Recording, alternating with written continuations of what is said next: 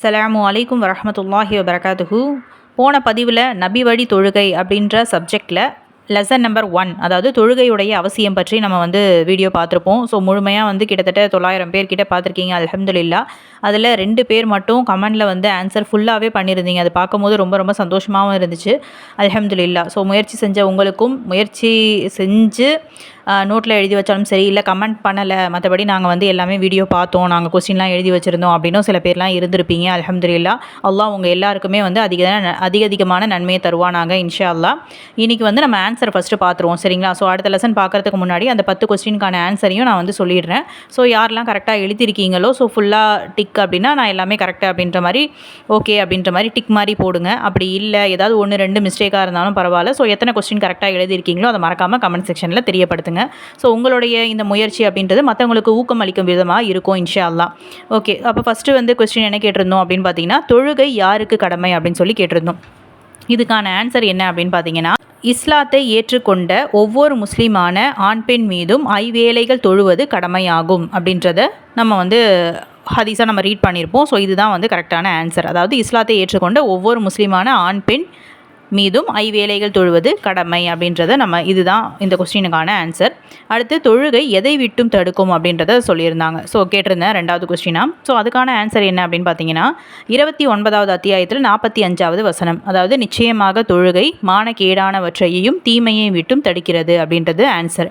So குர்ஆன் வசனம், இதை கூட நான் மனப்பாடம் பண்ணுங்க அப்படின்னு சொன்னேன். இன்ன ஸ்வலாத்த தன்ஹா அனில் ஃபக்ஷாயி வல் முங்கர். இதுதான் இந்த ஒரு லைன் மட்டும் மனப்பாடம் பண்ணுங்க, இன்ஷா அல்லாஹ். ஸோ இந்த கொஸ்டினுக்கு இந்த ஆன்சர் எழுதியிருந்தீங்க அப்படின்னா கரெக்டு. அடுத்தது 3வது கொஸ்டின் என்ன அப்படின்னு பார்த்தீங்கன்னா, யாருக்கு கேடு ஏற்படும் அப்படின்னு சொல்லி கேட்டிருந்தோம். இதுக்கும் ஒரு குர்ஆன் வசனம் சொல்லியிருந்தோம். சூரத்துல் மாஊன், அதாவது 107வது அத்தியாயத்தில் 4வது வசனமாக இது இருக்கும். ஸோ இதுதான் ஆன்சர். ஸோ அதாவது ஃபவைலுல் லில் முஸ்வல்லீன், கவனமற்ற தொழுகையாளிகளுக்கு கேடுதான். அதுதான் இந்த கொஸ்டினுக்கான ஆன்சர். அடுத்தது 4வது கொஸ்டின் மறுமையில் முதல் விசாரணை எது பற்றியதாக இருக்கும் அப்படின்னு சொல்லி நான் கேட்டிருந்தேன். அதுக்கான ஆன்சர் என்ன அப்படின்னு பார்த்தீங்கன்னா, அடியானிடம் மறுமையில் முதலாக விசாரிக்கப்படுவது தொழுகையை பற்றி தான்.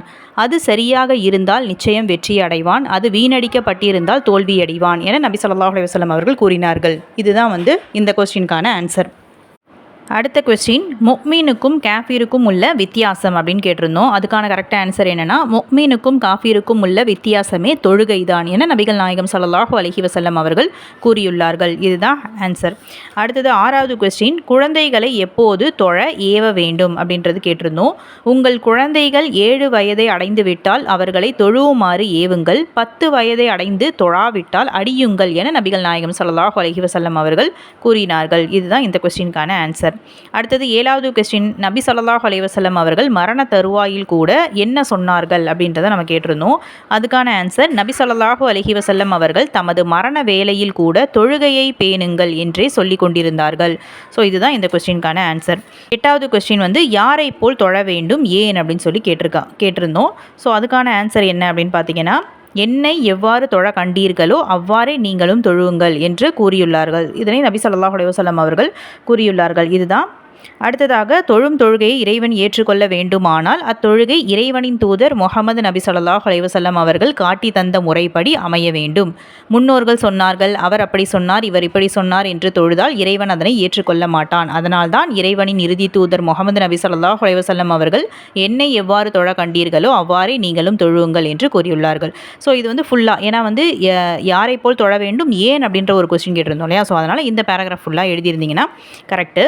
அடுத்தது 9வது கொஸ்டின், நின்றோ உட்கார்ந்தோ தொழ முடியாதவர்கள் எப்படி தொழ வேண்டும் அப்படின்னு சொல்லி கேட்டிருந்தோம். அதுக்கான ஒரு ஆன்சர் பார்த்தீங்கன்னா, ஸோ 9வது கொஸ்டின் ஆன்சர் இது எனக்கு மூலம் இருக்கிறது, எவ்வாறு தொழுவது என்று நபி ஸல்லல்லாஹு அலைஹி வஸல்லம் அவர்களிடம் கேட்டேன்.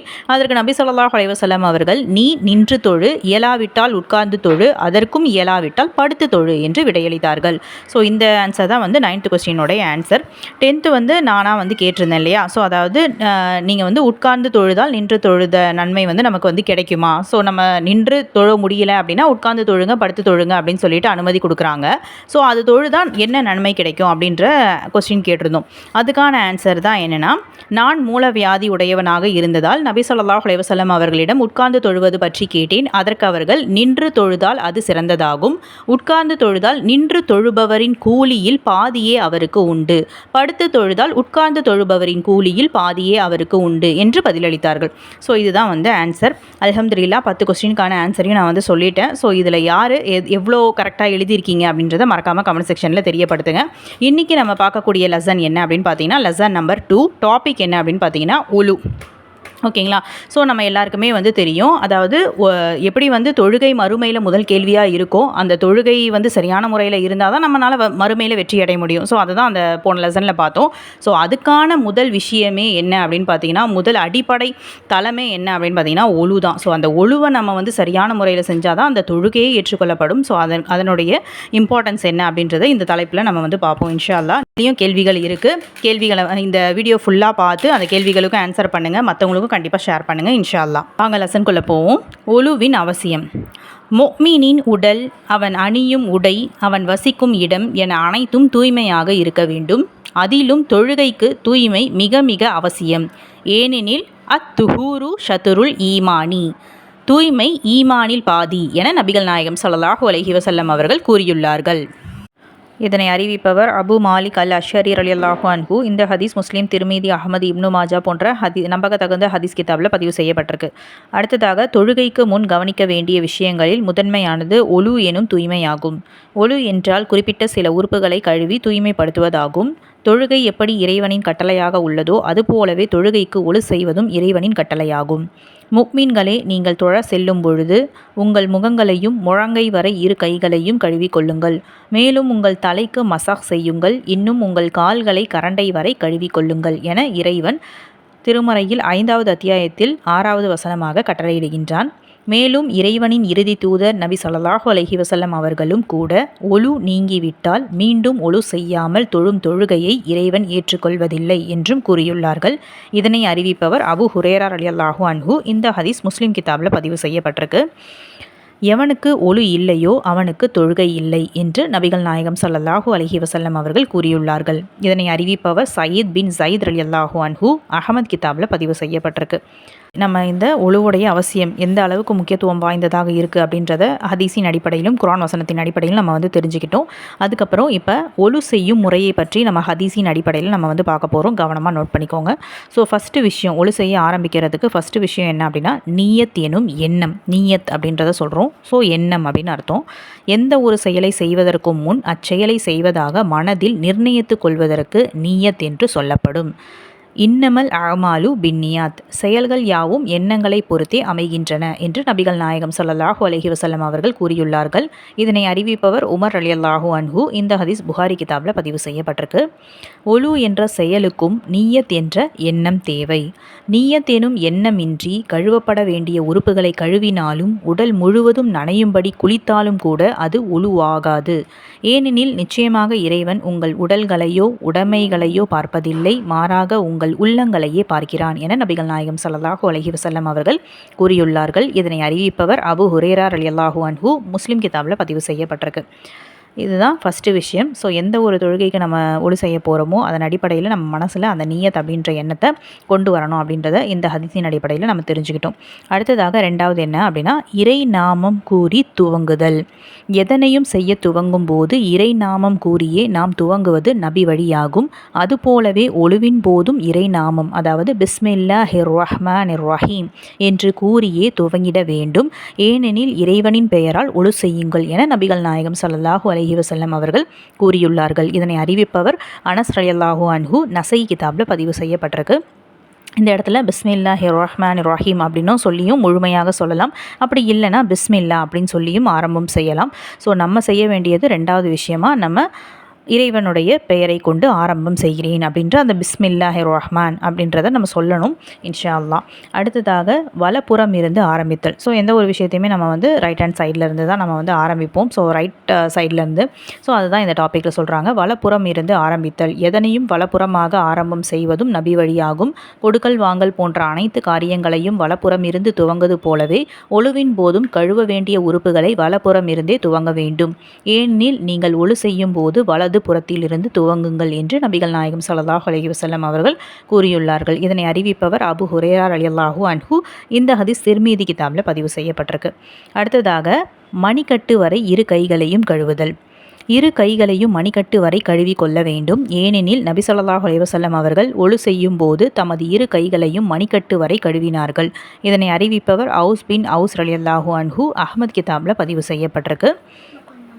இப்போ தான் நம்ம அதாவது ஒழுவுடைய அந்த உறுப்புகளை கழுவுறதில் நம்ம ஸ்டார்ட் பண்ணியிருக்கோமே. ஸோ ஃபஸ்ட்டு நம்ம நியத் அப்படின்றத பார்த்துருக்கோம். அதுக்கப்புறம் பிஸ்மில்லான்னு சொல்கிறோம்.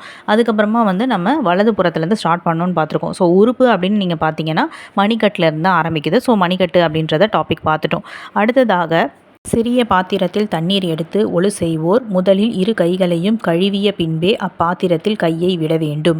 ஏனெனில் அவரையும் அறியாமல் கைகளில் அசுத்தம் பட்டிருக்க வாய்ப்புண்டு. அந்த அசுத்தத்தோடு பாத்திரத்தில் கையை விடும்போது பாத்திரத்தில் உள்ள தண்ணீர் அசுத்தமாகிவிடும். உங்களில் ஒருவர் தூங்கி எழுந்தால் கையை 3 முறை கழுவுவதற்கு முன் தனது கையை பாத்திரத்தில் விடக்கூடாது என்று நபிகள் நாயகம் ஸல்லல்லாஹு அலைஹி வஸல்லம் அவர்கள் கூறியுள்ளார்கள். இதனை அறிவிப்பவர் அபு ஹுரைரா ரலியல்லாஹு அன்ஹு. புகாரி மற்றும் முஸ்லிம் கிதாபில் பதிவு செய்யப்பட்டிருக்கு. கைகளை கழுவும் போது நகப்பாலிஷ் போன்ற ஏதேனும் ஒன்றை விரல் நகங்களில் போட்டு இருந்தால் அதனை சுரண்டி விட வேண்டும். ஏனெனில் நகப்பாலிஷ் போடப்பட்டிருந்தால் தண்ணீர் நகத்தில் படாது. தண்ணீர் படவில்லை என்றால் ஒழு கூடாது. அடுத்ததாக பல் துலக்குதல். பல் துலக்குவதை நபி ஸல்லல்லாஹு அலைஹி வஸல்லம் அவர்கள் தாமும் செய்திருப்பதுடன் பிறரையும் செய்யுமாறு மிகவும் வலியுறுத்தினார்கள். அதிலும் ஒழுவின் போது இதனை அதிகமாக வலியுறுத்தியுள்ளார்கள். என் சமுதாயத்திற்கு சிரமமாகிவிடும் என்றில்லாவிட்டால் ஒவ்வொரு ஒழுவின் போதும் பல் துலக்குவதை கட்டாயமாக்கியிருப்பேன் என்று நபி ஸல்லல்லாஹு அலைஹி வஸல்லம் அவர்கள் கூறினார்கள். இதனை அறிவிப்பவர் ஹுதைஃபா ரலியல்லாஹு அன்ஹு. அஹ்மத் கிதாபில் பதிவு செய்யப்பட்டிருக்கு. பல் துலக்குதல் வாய்க்கு சுத்தத்தையும் இறைவனிடம் பொருத்தத்தையும் பெற்று தருகிறது என்று நபி ஸல்லல்லாஹு அலைஹி வஸல்லம் அவர்கள் கூறினார்கள். இதனை அறிவிப்பவர் ஆயிஷா ரலியல்லாஹு அன்ஹா. நசஈ கிதாபில் பதிவு செய்யப்பட்டிருக்கு. பல் துலக்குவதற்கு மிஸ்வாக் குச்சி என்று அழைக்கப்படும் ஒருவித குச்சியை தான் பயன்படுத்த வேண்டும் என சிலர் தவறாக நினைத்து கொண்டுள்ளார்கள். ஏனெனில் மிஸ்வாக் என்ற வார்த்தைக்கு பல் துலக்குதல் என்பதுதான் பொருள். குறிப்பிட்ட குச்சியால் பல் துலக்குவது என்று பொருள் இல்லை. விரல், டூத் பிரஷ், மரத்தின் குச்சி, வேர் போன்றவைகளாலும் பல் துலக்கலாம். அடுத்ததாக வாய் கொப்பளித்தல், மூக்கை சுத்தம் செய்தல். பல் துலக்கிய பின் வாயை கொப்பளித்து மூக்கிற்கு தண்ணீர் விட்டு சுத்தம் செய்ய வேண்டும். வாய் கொப்பளிக்கும் போது தொண்டை குழி வரை விரலை விட்டு தேய்த்து தண்ணீர் விட்டு கரகரா செய்து நாக்கை தீட்டிவிட வேண்டும். மூக்கை சுத்தம் செய்யும் போது வலது கையால் தண்ணீர் விட்டு இடது கையால் சிந்தி சுத்தம் செய்ய வேண்டும். ஒரு முறை அள்ளிய தண்ணீரால் வாயையும் மூக்கையும் சுத்தம் செய்யலாம். நபி ஸல்லல்லாஹு அலைஹி வஸல்லம் அவர்கள் ஒழு செய்யும் போது வலது கையை பாத்திரத்தில் விட்டு தண்ணீர் எடுத்து வாய் கொப்பளித்தார்கள். மூக்குக்கும் தண்ணீர் விட்டு சுத்தம் செய்தார்கள். இதனை அறிவிப்பவர் உஸ்மான் ரலியல்லாஹு அன்ஹு. புகாரி மற்றும் முஸ்லிம் கிதாபில் பதிவு செய்யப்பட்டிருக்கு. நபி ஸல்லல்லாஹு அலைஹி வஸல்லம் அவர்கள் ஒழு செய்த போது வாய் கொப்பளித்து மூக்கிற்கு வலது கையால் தண்ணீர் விட்டு இடது கையால் சிந்தினார்கள். இதனை அறிவிப்பவர் அப்துல் கைர் ரலியல்லாஹு அன்ஹு. நசை கிதாபில் பதிவு செய்யப்பட்டிருக்கு. அடுத்ததாக முகம் முழங்கைகளை கழுவுதல். இரு கைகளாலும் தண்ணீர் எடுத்து முகம் கழுவ வேண்டும். ஏனெனில் நபி ஸல்லல்லாஹு அலைஹி வஸல்லம் அவர்கள் அவ்வாறு தான் கழுவியுள்ளார்கள். முகத்தில் தாடியுள்ளவர்கள் உட்புறம் தண்ணீர் படும்படி கோதி கழுவ வேண்டும். பிறகு இரு கைகளையும் முழங்கை உட்பட கழுவ வேண்டும். நபி ஸல்லல்லாஹு அலைஹி வஸல்லம் அவர்கள் ஒழுவின் போது 3 முறை முகத்தை கழுவினார்கள். பிறகு தமது கைகளால் தண்ணீர் எடுத்து இரு கைகளையும் மூட்டு வரை 3 முறை கழுவினார்கள். இதனை அறிவிப்பவர் உஸ்மான் ரலியல்லாஹு அன்ஹு. புகாரி மற்றும் முஸ்லிம் கிதாபில் பதிவு செய்யப்பட்டிருக்கு. 8வது விஷயம், தலைக்கும் காதுகளுக்கும் மசாஜ் செய்தல். முகம் முழங்கைகளை கழுவிய பிறகு தலைக்கும் காதுகளுக்கும் மசாஜ் செய்ய வேண்டும். ஈரக்கையால் தடவுவதற்கு மசாஜ் என்று சொல்லப்படும். இரு கைகளையும் தண்ணீரில் நனைத்து அக்கைகளை தலையின் முன்பகுதியில் விரித்து வைத்து பிடரி வரை தடவி கொண்டு சென்று ஆரம்ப இடத்திற்கே தலையின் முன்பகுதிக்கே கைகளை மீண்டும் கொண்டு வர வேண்டும். இதுவே தலைக்கு மசாஜ் செய்யும் முறையாகும். நபி ஸல்லல்லாஹு அலைஹி வஸல்லம் அவர்கள் தமது இரு கைகளையும் தலையின் முன்பகுதியில் வைத்து பிடரி வரை தடவி மீண்டும் ஆரம்பித்த இடத்திற்கே கைகளை கொண்டு வந்தார்கள். இதனை அறிவிப்பவர் அப்துல்லா பின் சயீத் ரலியல்லாஹு அன்ஹு. புகாரி மற்றும் முஸ்லிம் கிதாபில் பதிவு செய்யப்பட்டிருக்கு. தலைக்கு மசாஜ் செய்த பிறகு அதே ஈரத்துடன் இரு ஆட்காட்டி விரல்களையும் இரு காதுகளின் உட்புறத்தில் நுழைத்து இரு கட்டை விரல்களையும் இரு காதுகளின் வெளிப்புறத்தில் வைத்து தடவி சுத்தம் செய்ய வேண்டும். நபி ஸல்லல்லாஹு அலைஹி வஸல்லம் அவர்கள் ஒழு செய்த போது தலைக்கும் காதுகளுக்கும் தமது ஆட்காட்டி விரல்களை காதுகளின் உட்பகுதியிலும் கட்டை விரலை காதுகளின் வெளிப்பகுதிகளிலும் வைத்து மசக் செய்தார்கள். இதனை அறிவிப்பவர் அப்துல்லா பின் அம்ர் ரலியல்லாஹு அன்ஹு. நசை கிதாபில் பதிவு செய்யப்பட்டிருக்கு. சிலர் பிடரியில் மசக் செய்வதை நாம் காண்கிறோம். அப்படி செய்வதற்கு நம்பக தகுந்த ஹதீஸ்கள் எதுவும் இல்லை. அவ்வாறு செய்வது பிதாத் எனும் நூதன செயல். இது தவிர்க்கப்பட வேண்டியதாகும். 9வது விஷயம், கால்களை கழுவுதல். ஒழுவின் கடைசி செயலாக இரு கால்களையும் கரண்டை வரை கழுவ வேண்டும். நபி ஸல்லல்லாஹு அலைஹி வஸல்லம் அவர்கள் தமது கால்களை கரண்டை வரை 3 முறை கழுவினார்கள். இதனை அறிவிப்பவர் உஸ்மான் ரலியல்லாஹு அன்ஹு. புகாரி மற்றும் முஸ்லிம் கிதாபில் பதிவு செய்யப்பட்டிருக்கு. கால்களை கழுவும் போது கவனமாக கழுவ வேண்டும். சிலர் கவனக்குறைவாக குதிங்கால்களை கழுவாமல் விட்டுவிடுகின்றார்கள். அவர்களை எச்சரிக்கும் விதமாக நபிகள் நாயகம் ஸல்லல்லாஹு அலைஹி வஸல்லம் அவர்கள் கூறும் செய்தியை பாருங்கள். குதிங்கால்களை சரியாக கழுவாதவர்களுக்கு நரகம்தான் என்று நபிகள் நாயகம் ஸல்லல்லாஹு அலைஹி வஸல்லம் அவர்கள் கூறினார்கள். இதனை அறிவிப்பவர் அபு ஹுரைரா ரலியல்லாஹு அன்ஹு. புகாரி கிதாபில் பதிவு செய்யப்பட்டிருக்கு. ஒவ்வொரு உறுப்புகளை கழுவும் போதும் நன்றாக தேய்த்து சிறு பகுதி கூட விட்டு விடாதவாறு முழுமையாக கழுவ வேண்டும். இல்லையேல் அது ஒழுவாகாது. ஒரு மனிதரின் காலில் நகத்தின் அளவுக்கு தண்ணீர் படவில்லை. இதனை கண்ட நபி ஸல்லல்லாஹு அலைஹி வஸல்லம் அவர்கள் திரும்ப சென்று உன் ஒழுவை அழகாக்கிக் கொள் என்றார்கள். இதனை அறிவிப்பவர் அனஸ் ரலியல்லாஹு அன்ஹு. நசை கிதாபில் பதிவு செய்யப்பட்டிருக்கு. எத்தனை தடவைகள் கழுவ வேண்டும்? கழுவப்பட வேண்டிய உறுப்புகளை ஒவ்வொரு தடவையும் கழுவலாம். 2 தடவைகளும் கழுவலாம். 3 தடவைகளும் கழுவலாம். நபி ஸல்லல்லாஹு அலைஹி வஸல்லம் அவர்கள் ஒழுவின் போது ஒவ்வொரு தடவை கழுவினார்கள். இதனை அறிவிப்பவர் இப்னு அப்பாஸ் ரலியல்லாஹு அன்ஹு. இந்த ஹதீஸ் புகாரி திர்மிதி கிதாபில் பதிவு செய்யப்பட்டிருக்கு. அடுத்ததாக நபி ஸல்லல்லாஹு அலைஹி வஸல்லம் அவர்கள் 2 தடவைகள் கழுவி உழு செய்தார்கள் அப்படின்றதுக்கும் ஆதாரம் இருக்குது. இதனை அறிவிப்பவர் அப்துல்லா பின் ஸைத் ரலியல்லாஹு அன்ஹு. இந்த ஹதீஸ் புகாரி மற்றும் அஹமது கிதாபில் பதிவு செய்யப்பட்டிருக்கு. நபி ஸல்லல்லாஹு அலைஹி வஸல்லம் அவர்களிடம் ஒரு கிராமவாசி வந்து ஒழு செய்யும் முறை பற்றி கேட்டார். அவருக்கு நபி ஸல்லல்லாஹு அலைஹி வஸல்லம் அவர்கள் 3 தடவைகள் கழுவி ஒழு செய்து காட்டிவிட்டு, இதுதான் ஒழு செய்யும் முறையாகும். யார் இதைவிட அதிகப்படுத்தினாரோ அவர் வரம்பு மீறிவிட்டார், தீங்கிழைத்து விட்டார், அநீதம் செய்து விட்டார் என கூறினார்கள். இதனை அறிவிப்பவர் அம்ர் பின் ஷுஐப் ரலியல்லாஹு அன்ஹு. அஹ்மத் மற்றும் நசை கிதாபில் பதிவு செய்யப்பட்டிருக்கு. ஆக குறைந்தபட்சம் 1 தடவையும் அதிகபட்சம் 3 தடவைகளும் கழுவ வேண்டும். இதைவிட அதிகப்படுத்துவது குற்றமாகும் என்பது இந்த ஹதீஸிலிருந்து நமக்கு விளங்குகிறது. ஆனால் தலைக்கும் காதுகளுக்கும் மசக் 1 தடவை தான் செய்ய வேண்டும். அதற்கு மேல் செய்வதற்கு ஹதீஸ்களில் ஆதாரம் எதுவும் இல்லை. இதுதான் ஒழு செய்யும் முறை. இதற்கு மாற்றமாக ஏதேனும் செய்தால் அது ஒழு கிடையாது. ஒழு என்பது ஆணுக்கும் பெண்ணுக்கும் ஒரே மாதிரி தான், வெவ்வேறு முறைகள் இல்லை. பெண்கள் தலையில் துணி போட்டு கொண்டுதான் ஒழு செய்ய வேண்டும் என்று சிலர் கூறுகின்றனர். பெண்கள் சாதாரணமாக எப்போதும் பிற ஆண்கள் முன் தலையை மறைத்துதான் இருக்க வேண்டும். ஒழுவின் போது மட்டும் மறைக்க வேண்டும் என்பதில்லை. தலைக்கு மசக் செய்யும் போது மட்டும் துணியை விலக்கி கொள்ள வேண்டும். காலுறைகள் மீது மசக் செய்தல். ஒழு செய்துவிட்டு காலுறை அணிந்து பின்பு ஒழு நீங்கிவிட்டால் மீண்டும் ஒழு செய்யும் போது கால்களை கழுவுவதற்காக காலுறைகளை கழற்ற வேண்டிய அவசியம் இல்லை. அதற்கு பதிலாக காலுறைகளின் மேற்பகுதியில் மட்டும் மசக அதாவது தடவுதல் செய்தால் போதுமானது.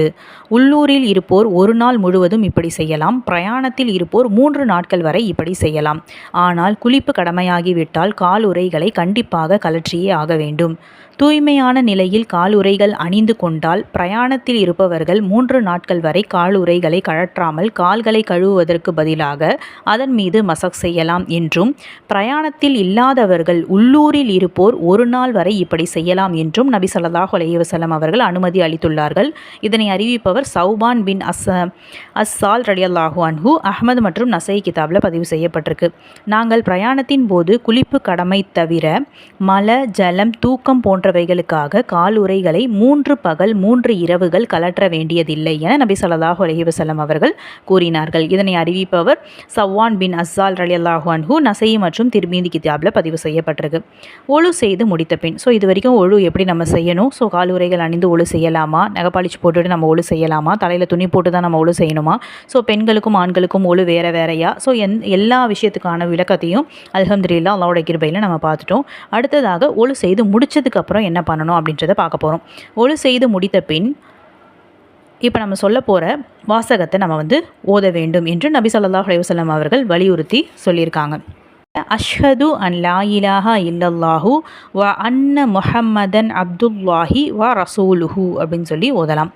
இதற்கான பொருள் பார்த்தீங்க அப்படின்னா, வணக்கத்திற்குரியவன் அல்லாஹுவை தவிர யாரும் இல்லை என்றும் முகமது நபி ஸல்லல்லாஹு அலைஹி வஸல்லம் அவர்கள் அல்லாஹுவின் அடியார் என்றும் அவனது தூதர் என்றும் உறுதியாக நம்புகிறேன். இதுதான் இந்த துஆவுடைய பொருள். இதை சொல்கிறதுனால நமக்கு என்ன நன்மை அப்படின்றதையும் ரசூலுல்லாஹ் நமக்கு வந்து சொல்லியிருக்காங்க. அஷ்ஹது அன் லா இலாஹா இல்லல்லாஹு வ அன்ன முஹம்மதன் அப்துல்லாஹி வ ரசூலுஹு என்று கூறுவாரே ஆனால் அவருக்காக சொர்க்கத்தின் 8 வாசல்கள் திறக்கப்படும் என நபிகள் நாயகம் ஸல்லல்லாஹு அலைஹி வஸல்லம் அவர்கள் கூறியுள்ளார்கள். இதனை அறிவிப்பவர் உக்பா பின் ஆமிர் ரலியல்லாஹு அன்ஹு முஸ்லிம் கிதாபில் பதிவு செய்யப்பட்டிருக்கு. சொர்க்க வாசல்கள் தனக்காக திறக்கப்பட வேண்டும் என்று முஃமினான ஒவ்வொருவருக்கும் ஆசை இருக்கும். ஆகவே ஒழு செய்த பின் இந்த வாசகத்தை ஒவ்வொருவரும் கூற வேண்டும். இது தவிர வேறு எந்த வாசகங்களும் கூறக்கூடாது. ஒவ்வொரு உறுப்பையும் கழுவுவதற்கு ஒவ்வொரு விதமான வாசகத்தை கூறுவதற்கும் நம்பகத்தகுந்த எந்த ஒரு ஹதீஸும் கிடையாது. அதாவது என்ன சொல்கிறாங்க அப்படின்னா, சில பேர் வந்து ஒரு உறுப்பை நம்ம கழுவும் போதும் ஒரு துவா இல்லைனா கலிமாக்களை வந்து சொல்லி அந்த மாதிரி செய்வாங்க. ஸோ அதற்கு எந்த ஒரு நம்பகத்தகுந்த ஹதீஸ் ஆதாரமும் கிடையாது. ஸோ ஒழு செஞ்சு முடிச்சதுக்கப்புறம் தான் ஃபஸ்ட்டு நம்ம ஒழு செய்ய ஸ்டார்ட் பண்ணும்போது நம்ம என்ன சொன்னோம், நிய்யத் அப்படின்றத வைக்கிறோம். அதுக்கப்புறம் பிஸ்மில்லா சொல்லி நம்ம ஒவ்வொரு உறுப்புகளையும் நம்ம கழுவுறதுக்கு ஸ்டார்ட் பண்ணுறோம். அதுக்கப்புறமா லாஸ்ட்டாக என்ன பண்ணுறோம், ஒழு செஞ்சு முடிச்சதுக்கப்புறம் வெளியில் வரும்போது இல்லையா, ஸோ ரெஸ்ட் ரூமை விட்டு நம்ம வெளியில் வரும்பொழுது நம்ம இந்த துவா வந்து ஓதணும். ஸோ இந்த துவா ஓதுறது மூலயமா நமக்கு சொர்க்கத்துடைய 8 வாசல்களும் திறக்கப்படுது. ஸோ இன்ஷா அல்லாஹ் ஒவ்வொருவரும் மறக்காமல் உங்களோட பிள்ளைகளாக இருக்கட்டும் நம்மளும் இருக்கட்டும் ஸோ இந்த துவா வந்து ஓதிட்டு வெளியே வரக்கூடிய மக்களாக இன்ஷா அல்லாஹ் இருக்கணும். அடுத்ததாக அல்ஹம்துலில்லாஹ் இதோட இந்த டாப்பிக்கே முடிஞ்சிருச்சு. அதாவது ஒழுவுடைய அவசியம் பற்றி பாடம் வந்து 2 அல்ஹம்துலில்லாஹ் முடிஞ்சிருச்சு. ஸோ இதில் வந்து நம்ம கொஸ்டின்கள் கேட்க போகிறோம். ஸோ இதில் வந்து 15 கொஸ்டின் இருக்குது சரிங்களா. ஸோ இந்த கொஸ்டினை கரெக்டாக நோட் பண்ணிவிட்டு நோட் போட்டு எழுதி வச்சுக்கோங்க. இன்ஷா அல்லாஹ் எழுதி முடித்தவங்க மறக்காமல் கமெண்ட் செக்ஷனில் அதுக்கான ஆன்சரை வந்து சொல்லுங்கள். ஓகே, ஃபஸ்ட்டு கொஸ்டின் என்ன அப்படின்னு பார்த்தீங்கன்னா, தொழுகைக்கு முன் கவனிக்க வேண்டிய விஷயங்களில் முதன்மையானது என்ன? நோட் பண்ணிக்கோங்க. தொழுகைக்கு முன் கவனிக்க வேண்டிய விஷயங்களில் முதன்மையானது என்ன? ரெண்டாவது கொஸ்டின், ஒழு இல்லாமல் தொழலாமா? ரெண்டாவது கொஸ்டின், ஒழு இல்லாமல் தொழலாமா? மூணாவது கொஸ்டின், ஒழு என்றால் என்ன? ஒழு என்றால் என்ன? நான்காவது கொஸ்டின், ஒழு செய்யும் முறைகளை விளக்குக. ஒழு செய்யும் முறைகளை விளக்குக. நிய்யத்தின்றி ஒழு ஆகுமா? ஐந்தாவது கொஸ்டின், நிய்யத்தின்றி ஒழு ஆகுமா? ஆறாவது கொஸ்டின், பல் துலக்க தனிப்பட்ட குச்சி தேவையா? பல் துலக்க தனிப்பட்ட குச்சி தேவையா? ஏழாவது கொஸ்டின், வாய் கொப்பளிக்க அள்ளிய தண்ணீரால் மூக்கையும் சுத்தம் செய்யலாமா? ஒரு வாட்டி வாய் கொப்பளிக்கிறதுக்காக நம்ம தண்ணீர் எடுக்கிறோம், அந்த தண்ணியை வைத்து மூக்கையும் சுத்தம் செய்யலாமா அப்படின்ற கொஸ்டின் ஏழாவது கொஸ்டின். எட்டாவது கொஸ்டின், முகத்தில் தாடி இருந்தால் எப்படி கழுவ வேண்டும்? ஒன்பதாவது கொஸ்டின், தலைக்கு மசாஜ் செய்யும் முறை என்ன?